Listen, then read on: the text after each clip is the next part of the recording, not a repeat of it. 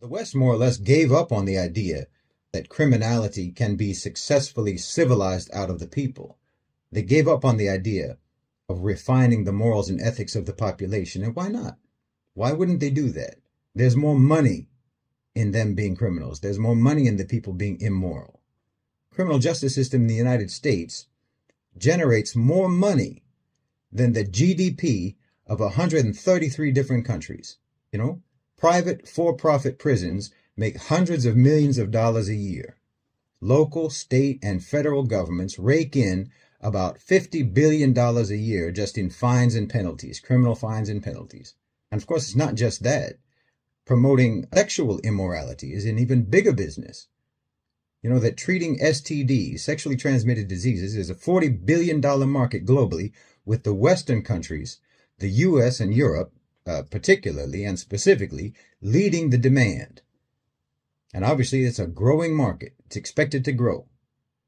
That's not even mentioning the money that they're making treating HIV for years on end, and for so-called gender reassignment treatment that goes on for years, if not for a lifetime. I mean, the pornography business in America is worth $15 billion, and alcohol is a market that's worth more than $1 trillion. You know, there's roughly 2 million arrests in the United States every year for DUIs, and each DUI is estimated to be worth up to $20,000, with that money being spread across multiple sectors, from the financial penalties in the criminal justice system, to lawyers, to insurance companies, and so on. Not to mention the medical bills for all the people who get injured, and for the funeral expenses, like more than 10,000 people every year who die in drunk driving crashes. So yeah, of course, Western society is not interested in their people being civilized, being moral, having some kind of moral discipline and self-control. Why, I would guess that the U.S. economy would probably be reduced by at least 20 to 30% if the people were not indoctrinated to commit crimes and sins and immorality. That's why they not only don't try to refine them, but actually brainwash people into thinking that all of those things, all of those sins and all of those crimes are actually just fun and good, and it makes them have interesting and exciting lives. It makes them think that it's them being free and independent and individualistic and all that. Makes them think that they're in a movie, when actually they're all just being sold into hell. Hell on earth and hell in the hereafter. But they don't want you to believe. They don't want you to believe in hell in the hereafter. They don't want you to believe in the judgment day. They don't want you to believe in accountability before God. That's why their societies are crime-ridden and why ours aren't. Because our belief system does not prioritize profit over morality. Our belief system prioritizes saving people from sin and wrongdoing, and saving them from hell on earth and hell in the hereafter. We want people to be good and to lead good lives. We want the people to treat sins like the crimes they are, so that they'll be afraid of committing them. Not just afraid of the punishment if they get caught. I mean, in Islam, you have to understand, in Islam, we believe that if you do commit a crime and you do suffer the punishment for that crime, if you get the HUD punishment for that crime, then you're cleared of it in the hereafter. And if you think that the HUD punishments are severe, well, we're more afraid of the punishment in the next life than we are afraid of the punishments in this life. And this is what helps to keep us on the right. Over 20% of women in the UK are on antidepressants, and just under half of all women, again in the UK, are on some kind of psychotropic medication, whether that's antidepressants or antipsychotics or anti-anxiety medications or mood stabilizers or what have you. They're the most medicated people on earth, and they're plagued by body image issues in the societies that supposedly liberated them from objectification. 13% of women have contemplated suicide because of how they look or how they feel about how they look. And 10% of them have actually self-harmed because of the negative feelings they have about how their bodies look. 15% of women in the UK have eating disorders because of feeling that they don't fit to the societal beauty standards, which is just another way of saying that they feel that they're coming up short when being objectified. Well, that's not rejection of objectification, that's capitulation to it. And speaking of objectification, the countries of the West, Europe, the UK, the United States, and so on, these are the top producers and consumers of pornography in the world. The number of women in the UK who have reportedly entered into prostitution has doubled over the past year or so.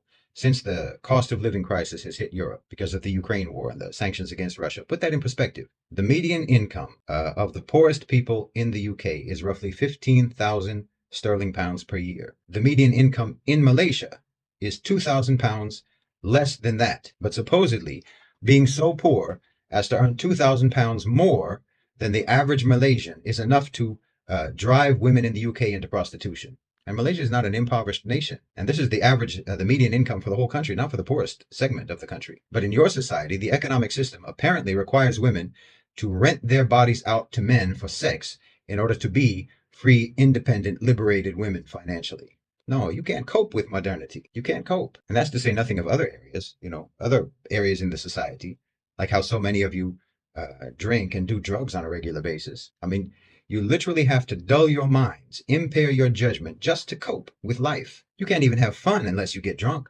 Think about that.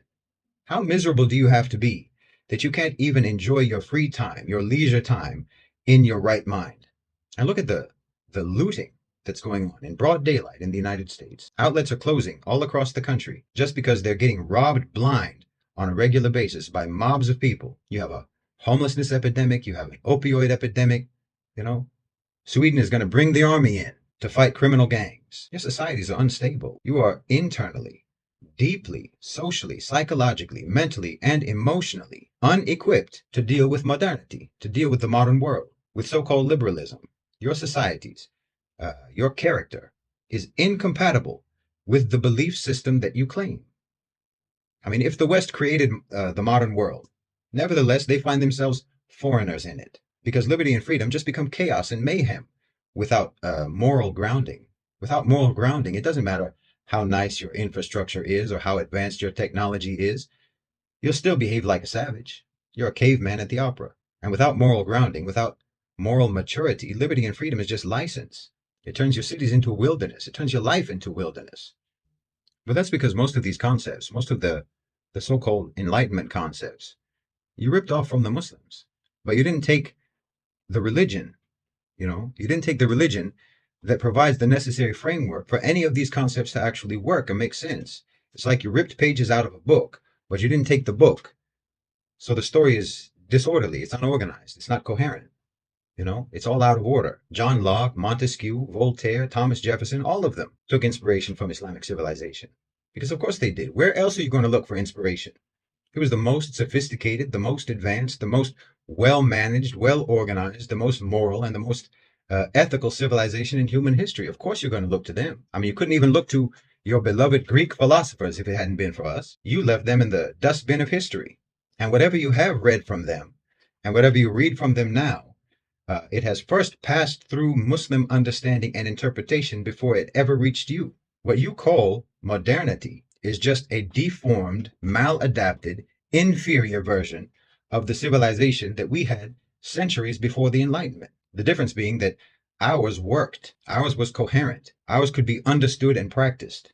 But you see, you only took concepts that would allow you to remain the same, to not actually mature or develop or civilize, but which would allow you to pretend that you did, because individual liberty sounds much more sophisticated than shameless. Personal freedom sounds better than amorality or irresponsibility or social irrelevance.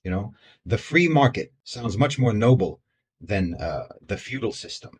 And as long as you use these elevated, pretty sounding words, you can stay just as oppressive and savage and brutal as you always were and call it modernity. And as long as you have some level of material prosperity, you can maintain the charade to some extent. But just let that prosperity deteriorate, just like it is doing now. And you'll see how little you've actually changed, how little you've actually matured or civilized over the past 2,000 years. Watch, the cost of living goes up, the quality of life goes down, and your women immediately prostitute themselves, and your men immediately start burning and looting, just like the old days. And just like the old days, your feudal lords and masters are going to turn the guns on you. And then you'll know what your so-called civilization really is, what your societies really believe in. And it isn't liberalism and it isn't modernity, I can tell you that. It isn't democracy and it isn't freedom. It's predation and subjugation and exploitation and brute force. It's do as you're told. It's a hierarchy of cruelty where everyone uses and abuses whoever is lower than them on the ladder, rich and poor, white and black, native and immigrant, men and women. And it's going to be a harsh awakening for everyone who thought that they lived in an advanced civilization, or who thought that the Muslims were the ones who were incompatible with the model. System malfunction.